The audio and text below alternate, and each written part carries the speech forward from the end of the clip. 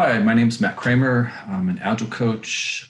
I've been in tech for 20 plus years, started out during the dot-com boom, started out in QA, went through QA, got into SDET type work, was a build master for a while, so did a lot of source control, um, got into running load and stress teams, and yeah, eventually into program management. So I think that background I think has really helped my craft.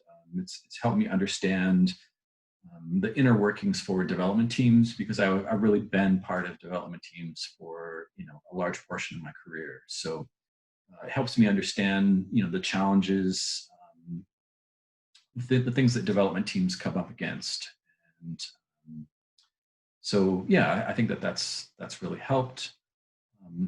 I've been doing agile coaching for 5, 6 years now.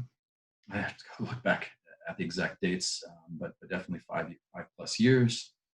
Um, Spent 2 years as a Scrum Master Manager at Capital One Investing. So fintech. Um, at that time when I started, they had just started on an agile transformation. I think that they'd started a couple months prior to my coming on. Um, while I was there, we also went through a digital transformation. So moving from Microsoft proprietary client app servers to an API open source private public cloud format, quite a bit of AWS, a little bit of Azure. And then in that process, we really got into the fact that we needed to have more cross-team coordination. And so with another person, we kicked off going and spearheading, doing big room planning, so doing cross-team planning for Agile at scale. So in that time, did a lot of mentoring and coaching of Scrum Masters and teams. We weren't able to hire enough quality Scrum Masters, so a big part of the job was identifying people who were interested, identifying people that had some natural people skills that were well suited for the job, and then really helping walk them through what the job meant, mentoring them, training them, helping them go through and gear up and become productive Scrum Masters. So that was a lot of great experience and really kind of gave me some good fundamentals for what the role is. Since then, I've done a number of large enterprise projects, quite a bit of companies going through digital transformations, and then especially for Agile at scale. I think Agile at scale, you really need to be careful. There are some, off-the-shelf solutions like Safe and Less, which have, some really good ideas. But there's also some things that you really want to be able to customize because depending on what your situation is, the business cycle, complexity of the product, there are some off-the-shelf things that don't work out as well if you don't customize them. So it's important to be able to look and understand that. So yeah, so currently I'm at F5 Networks. I have the single two most important Scrum teams in the company. We're working on $1 billion product that will replace the core product for F5 in the next year and a half. And then I'm doing coaching and working with mentoring new Scrum Masters. Also doing some work with the product owner community of practice.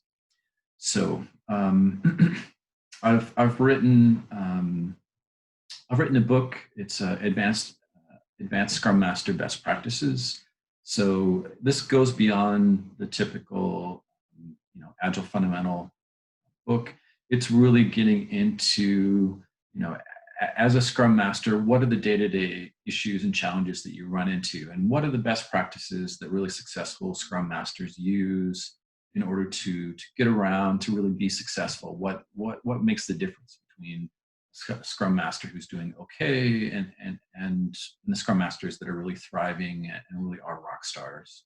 So it's really going through into those details, and it's really meant to augment the coaching that I do, just because I can't necessarily be and have contact with all the Scrum Masters that I would like to. So it's really meant to be able to do that. Another large focus that I have is really helping product owners understand their role. It's something that Agile as a whole doesn't necessarily do a great job of, but when your product owner really knows their role, when they really understand the value of having really good detailed user stories, having good acceptance criteria, everything really goes much smoother after that. The teams have the details that they need to do the job. Teams have the details to ask the questions and to refine the user stories if they don't understand something. And then ultimately, the teams don't have as much rework, right? I mean, they really understood what was asked of them the first time, or at least they had the details to ask the questions to get the story refined. So yeah, so ultimately that's a large focus of mine. So I'm actually working on a second book, which is basically the same version, but for product owners. First one has gone through initial proofreading and it's in layout. Expect to have that out before the end of the year. Product owner book, probably another couple months to finish that up, and then we'll go into the editing process, which takes a little bit longer. But anyways, I'm serious about my craft. Present at Open Agile Northwest, which is a large Agile conference here in Seattle, also held in Portland in alternate years. I'm generally a pretty laid back, affable guy.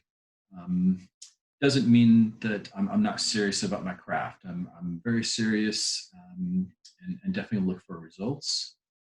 Work hard at that.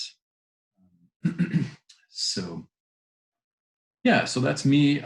Would love to have additional conversations if you have questions or if there's additional things you'd like to know.